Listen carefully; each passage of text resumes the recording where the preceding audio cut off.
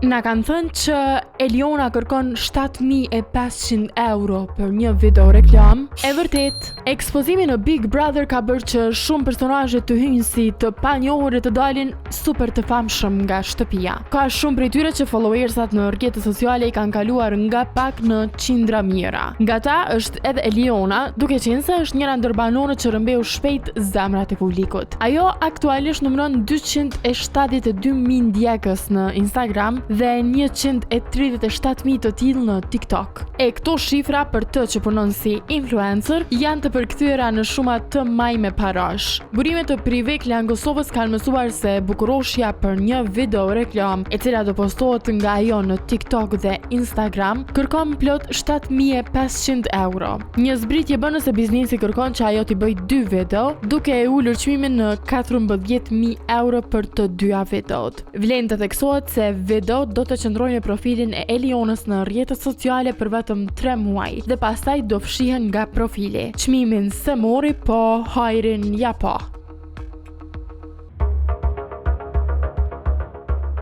Na kanë thënë që Leonora Jakupi ka vizë punë në Zvicër, edhe këtë po ua konfirmojmë. Këngëtarja e mirënjohur shqiptare që së fundmi në publik u shfaq si opinioniste në Big Brother VIP Kosova, Leonora Jakupi është përballur me akuza të rënda dhe komente nga më të ndryshmet së fundmi. Ekspozimi i saj në Big Brother ka bërë që ajo të sulmohet nga shumë anë. Prive Klan Kosova ka raportuar se këngëtarja është kërcënuar nga ish banori i Big Brother VIP Kosova 4 Labinot Rexha me pretendimin se ajo nuk ka vizë punë në Zvicër dhe paraqitja e saj atje do i kushtoj me përballje në institucionet e rendit. Burime pranë këngëtares kanë treguar se ajo gëzon të drejtën për të punuar në Zvicër, madje shumë kohë më parë. Dhe krejt kjo është e kuptueshme duke marrë parasysh vitet e karrierës së saj. Madje ajo ka një koncert masiv në Tyre për nder të festës së gruas 8 marsit. Leonora është pritur dhe do vazhdon të pritet me dashuri nga publiku i saj që jeton jashtë Kosovës. Krejt kjo ngjarje të le të kuptosh se Labi e ka kaluar në personale çdo gjë që Leonora i ka thënë në kuadër të reality show, por e vërteta është se nuk do mund ta dëmtoj.